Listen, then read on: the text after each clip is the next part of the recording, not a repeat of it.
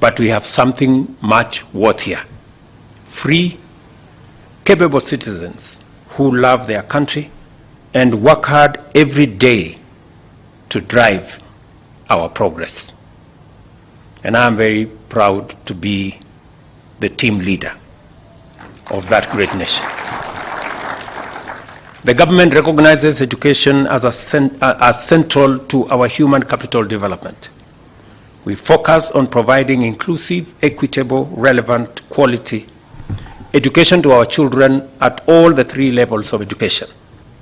We aim not only to facilitate the growth and development of our children, but also the capacity of graduates to rise to the highest echelons of their careers and to contribute to a more prosperous and equitable society.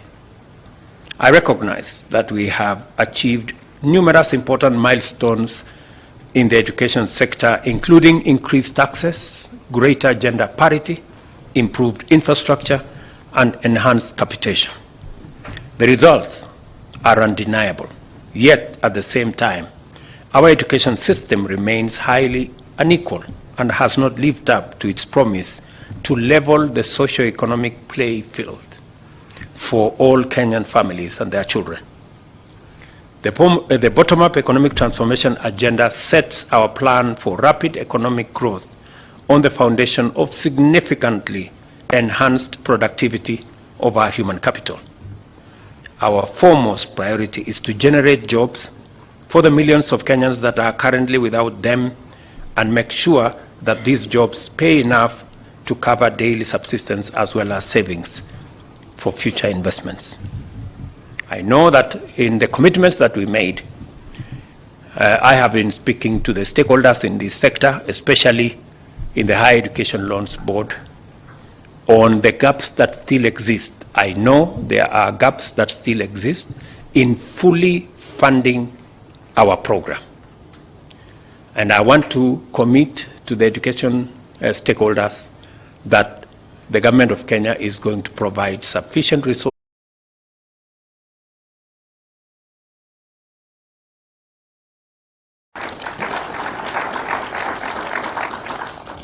We will provide the resources to make sure that the funding model that we launched the other day for both our TVETs, colleges, and also universities is fully implemented. I have made a commitment because it is the only resource that we have and we are sure about is the human capital. And therefore, whatever it takes, we cannot allow our universities to slip back into debt. We cannot allow our students in TVET not to acquire the skills and competencies that we have set out in our curriculum. We will work consistently. So I am aware that during the budget, there are some gaps that were not properly addressed, but they will.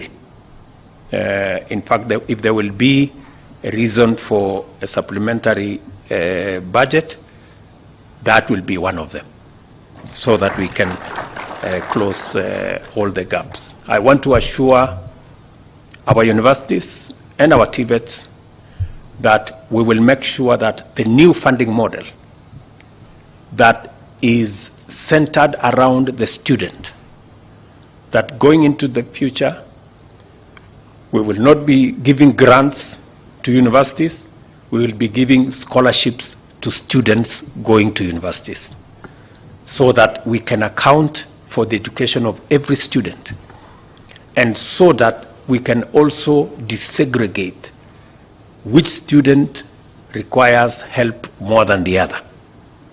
The old funding model treated children from vulnerable backgrounds the same as children who came from those of us who can pay for academies. And the results were disastrous. I am very happy that today we can fully fund 100%, close to 45,000 students from vulnerable families. That all of them in our universities, that the children that come from vulnerable backgrounds can be sure that they will go to university and they will not drop out, because the government of Kenya will ensure that they have 100% scholarship. That assurance, that commitment is what is going to create equity in our midst. The rest of us, myself, my deputy here, this good man, and all these people sitting here, these people, nyinyi mnaweza kujitetea hapo kidogo kidogo namna hii. Lakini wale watu wako kwa bottom muko, tafadhali mkubali hawa tuwapatie msukumo. That's how we are going to create an even and an equal, and we are going to create equity in our country. I have said, and let me say it here because this is the correct forum, that to get value from the huge investment we are making in education, if we are investing 630 billion in education, surely we must account for it. We must have a plan on when these people we have invested 630 billion every year, when they get out of the pipeline, when they come out of school, when they come out of college, when they come out of university, what happens to them? It will be irresponsible, maybe reckless for us not to think about what happens to our children when they come out of college. And that is the reason this year we are intentional, we are deliberate on having a plan on how to create jobs. In my boardroom here, I have spent inordinate hours being granular about how many jobs we are going to create, under which program, on which intervention, on which projects, because it is the responsible thing to do. If we are going to invest 630 billion, if we are going to invest 30% of our budget in educating our young people, we must be deliberate on investing in the areas that will create opportunities for them to find work so that their education, their skills, the competencies they have acquired can be meaningful to them, to society, and we can keep a good account of the use of our hard-earned taxes. It is the reason we have the housing plan. It is the reason we have the digital superhighway plan, complete with the hotspot, 25,000 hotspots, complete with the 1,450 ICT hubs. We are now working with a framework on, I have already told the ministry to work with our county governments so that every vocational training center that is working under the counties is brought on board the digital technology ecosystem so that we can not only provide training, we can begin to walk the talk on digital jobs and also digital commerce. So that is the whole ecosystem of what we are doing. I am saying this in this education forum because on one end is the money we are investing in education. On the other end is the plan to make sure that the money we invest, we get value for it by making sure that the human capital we are training meaningfully contributes to the country and justifies the huge investment we are making.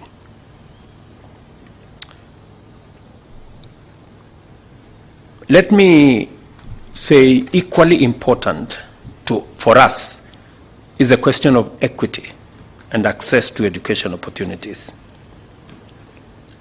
And I have spoken about equity in many ways, making sure that all the children get education, making sure that the vulnerable who do not have food come to school because we can provide, making sure that the children from vulnerable families have affirmative action in making sure that they get through university education or even in our TVET institutions. And I am very happy that this plan gives us the framework to achieve that. And that is why I am very proud of what you people have done. You've really done very well.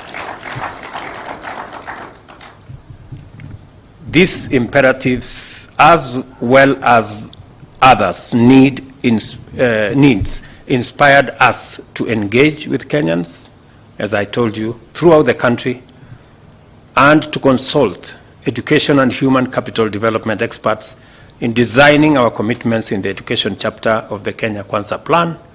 And I am very happy that we are well on course in keeping our commitment on matters education and ensuring that every child in Kenya has an opportunity to be their best.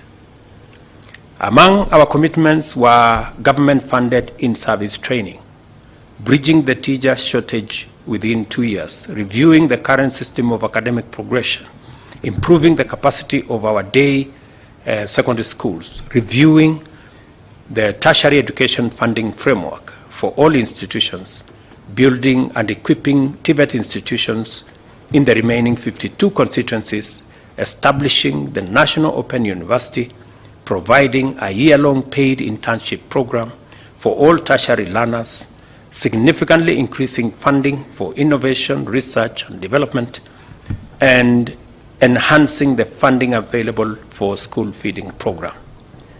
So on all those aspects, I think we are well on course. I just concluded last week a conversation on matters of internship, and as I said earlier in the day, we're going to build capacity around internship. We have worked with the private sector. I am very happy that the private sector have agreed to partner with us, and we are going to provide policy interventions and incentives to make sure that the private sector can engage at least 50,000 young people who graduate from college and TVETs every year in internships that are paid for and that the government of Kenya is going to support by policy to make sure that that actually happens. I'm also very happy that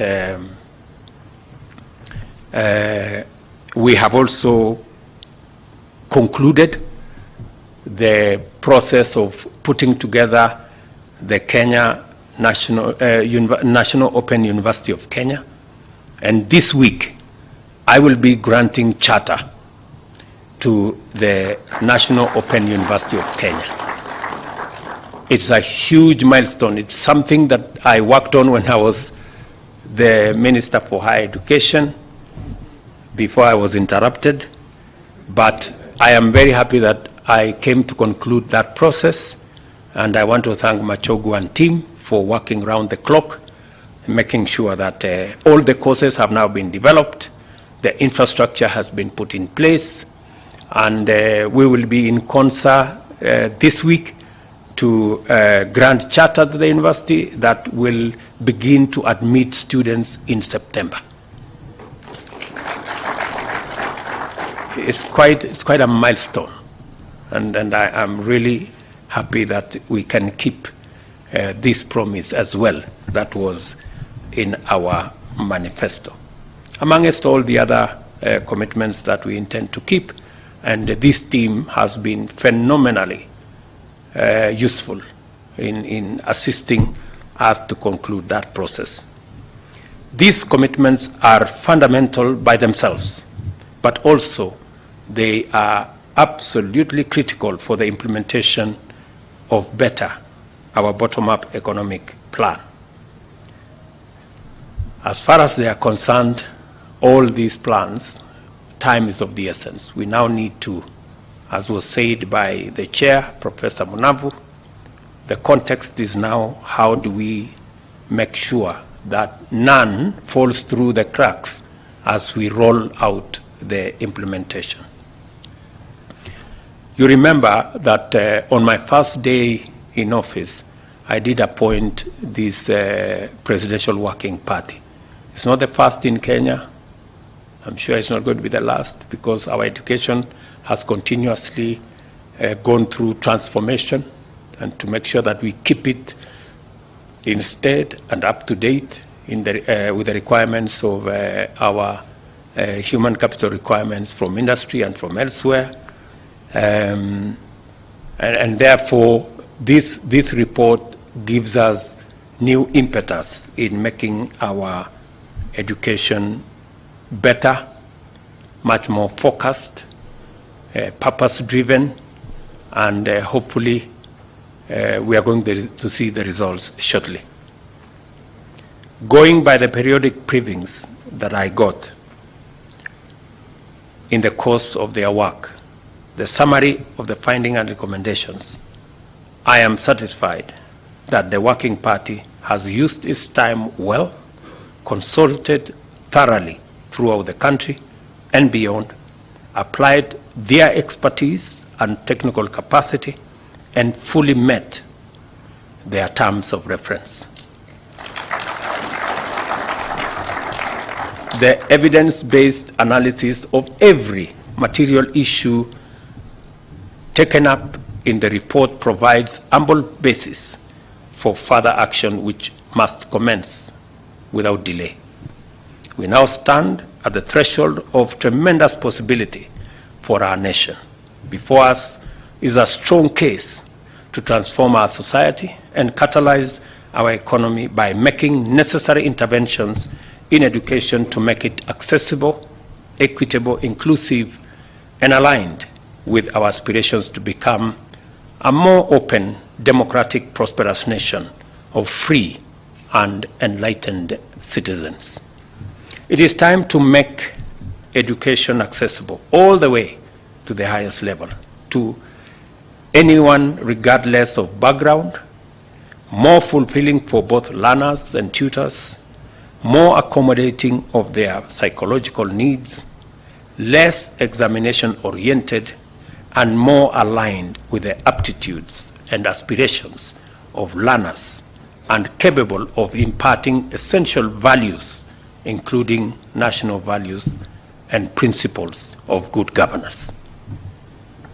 The moment has come for us to usher in a new era where our education system appreciates that competitiveness and productivity depend on such values as innovation, which is nurtured by encouraging curiosity and imagination, and by allowing learners to explore their gifts and talents. The transformation of our national education system is now underway. These recommendations contained in the report of the Working Party shall be implemented not in the future, but beginning now. We must now direct our attention to the implementation of the recommendations set out in the report. The relevant ministries, departments, agencies must quickly familiarize themselves with the report and expeditiously work with all parties, including the Office of the Attorney General, including the Committee of Parliament, both in the National Assembly and Senate, to see to it that every piece of legislation, regulation required is in place to make sure that we don't lose time and we get full value for this tremendous report that has been worked on by these great people with a lot of expertise, a lot of passion, and a lot of commitment. There is a lot to be done in terms of policy, legislation, organizational, strategic, and administrative measures to actualize the recommendation. And I am clear that the ministry, with all the staff and all the other stakeholders, will be able to work on this. The Cabinet Secretary concerned, together with the Attorney General, must collaborate on the framework to make sure that the implementation of the CBC is rolled out as has been agreed. Quality assurance and standards is kept and managed and a proper framework established to actualize that. Teacher education and management, we've agreed with Nancy here. We've provided resources for promotion of teachers, making sure that we continuously motivate our teachers to be able to do their best. This year we have provided R1 billion for the promotion of teachers to make sure that we continuously move together and provide the best that we can. There are some laws that that have been recommended, and I am happy that the two chairs are here. We're going to work with you to make sure that the necessary legislation is worked on, complete with bringing public participation on board to make sure that we all speak the same language with the public. We are also going to work together, as you are all aware, to make sure that technology, we leverage also on technology in the delivery of our education curriculum. I am very happy that technology is part and parcel now of our delivery of government services, and obviously it will be front and center in the delivery of our education. So all that is going to come together once we roll out the implementation metrics of the recommendations that have been given by this Presidential Working Party. I want to commit to you that I will lead the team that will make sure that the recommendations are implemented. My good deputy here will not sleep until it is done. And, he knows what he needs to do. He just needs to speak the truth to everybody. Therefore, to all of you, let me say for sure, if there is one team that I have worked with very proudly and that has delivered beyond my expectation, it is this Presidential Working Party on education. You have been forthright, you have been clear. The professors who are here, the education professionals who are here, I can vouch that your credentials are genuine. Because we can see it in what has so far been achieved and in the recommendations that are here. And I promise you that we will not let you down. I know many reports come and they end up gathering dust in government offices. As you have seen our commitment, even before the reports were completed, we were already implementing. So we are walking a different trajectory. Maybe you can accuse us of implementing even when it is not fully baked. But at least it is better than them gathering dust in government offices. I think it's a new paradigm that we were implementing the recommendations as they were coming. So I think if there is any demonstration that we are committed and that we are persuaded that it's the right thing to do, I think you can pick it up from what we have done already. We have already implemented your recommendations on CBC. We have recommended, you have implemented your recommendations on the new education funding model. We are implementing your recommendations on what we should do with university education, on TVET education. And I promise you that whatever is outstanding here, with the same passion, with the same commitment, with the same speed, we are going to make sure that it is implemented. I have full confidence in the ministry leadership, the CS and the PSS and all the other senior officials that they have what it takes to ensure that they implement these recommendations for the good of our children, for the good of our education system, for the good of our human capital, and for the good of our society and country. I also wish to appreciate all the development partners who have worked with us in this journey, including by providing technical and material support to the Presidential Working Party, our friends from the World Bank, our friends from development partners who have facilitated, supported in many ways for us to get here. Our thanks and appreciations to them, and we look forward to working with them going into the future in making sure that this program is fully implemented. So asanteni sana, nimefurahi for real. Nimefurahi sana kwamba if there is one thing, kama kuna jambo moja ambayo imenifurahisha sana, ni kwamba tumetatua matatizo ambayo yalikuweko kwa sekta hii ya elimu.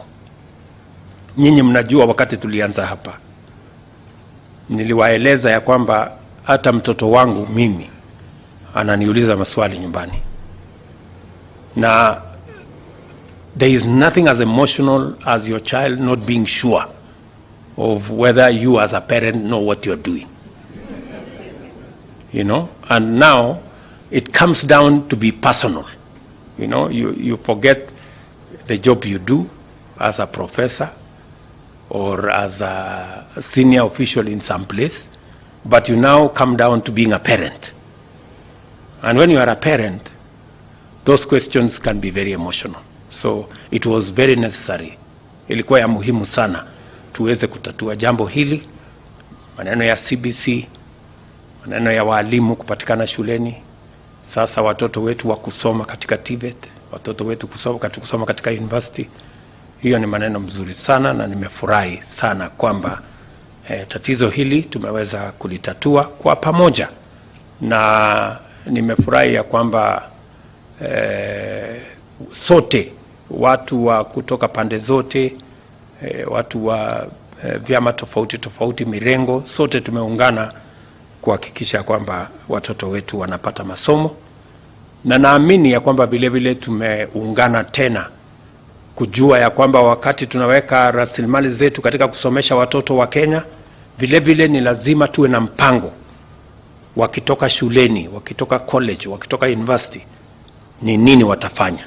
Mimi nimefurahi tena mwaka huu tuko na mpango mzima, mpango kamili ya vile tutashughulikia ajira ya vijana wetu, nafasi za kazi, na vile vile mchango wao katika kuendesha taifa letu, mchango wao kwa uchumi, kukuza uchumi wa taifa letu la Kenya, na kutengeneza taifa letu liwe taifa bora kwetu sote kama wananchi wa Kenya.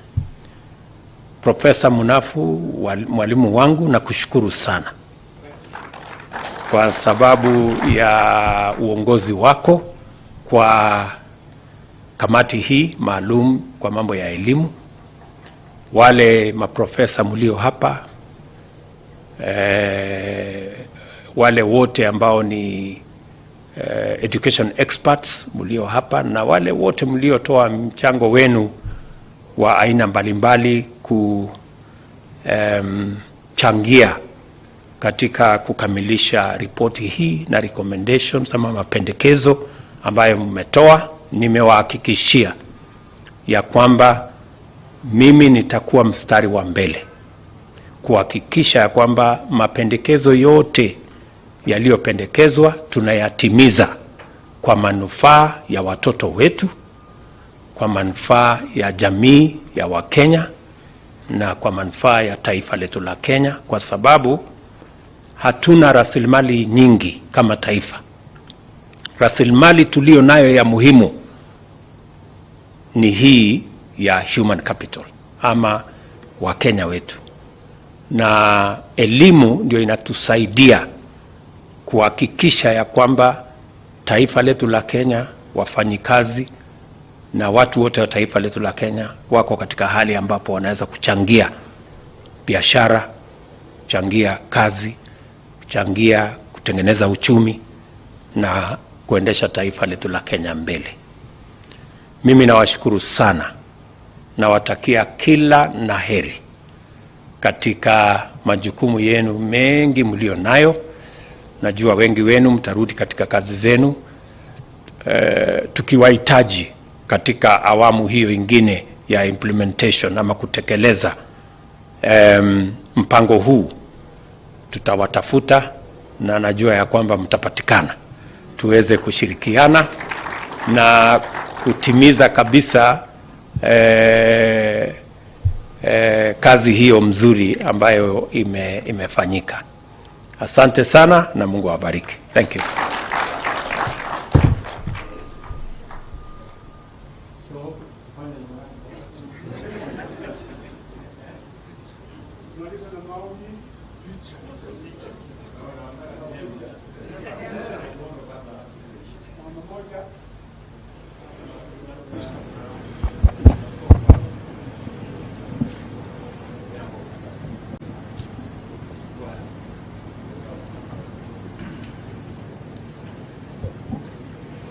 Asante.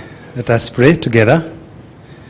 Our Heavenly Father, in the name of Jesus Christ, we want to thank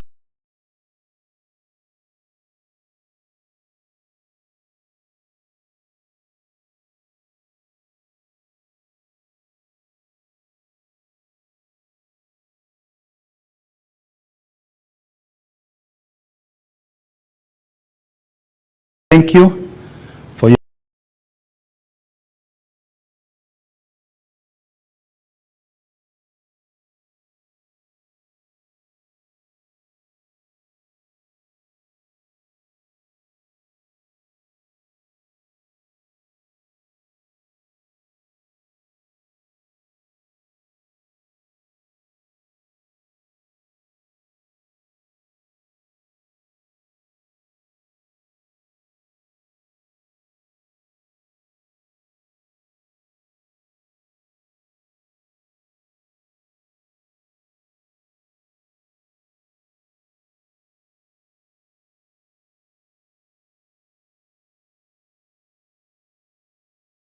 But we have something much worthier.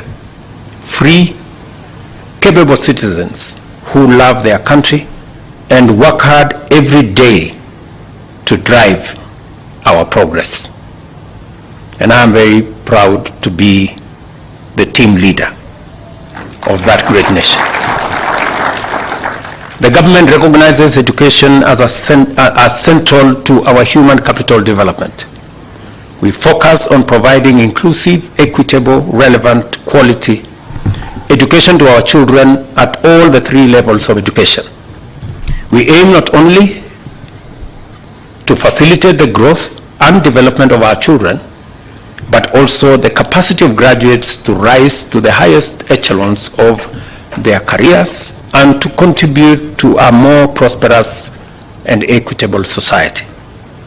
I recognize that we have achieved numerous important milestones in the education sector, including increased access, greater gender parity, improved infrastructure, and enhanced capitation. The results are undeniable, yet at the same time, our education system remains highly unequal and has not lived up to its promise to level the socio-economic playing field for all Kenyan families and their children. The bottom-up economic transformation agenda sets our plan for rapid economic growth on the foundation of significantly enhanced productivity of our human capital. Our foremost priority is to generate jobs for the millions of Kenyans that are currently without them and make sure that these jobs pay enough to cover daily subsistence as well as savings for future investments. I know that in the commitments that we made, I have been speaking to the stakeholders in this sector, especially in the Higher Education Loans Board, on the gaps that still exist. I know there are gaps that still exist in fully funding our program. And I want to commit to the education stakeholders that the government of Kenya is going to provide sufficient resources.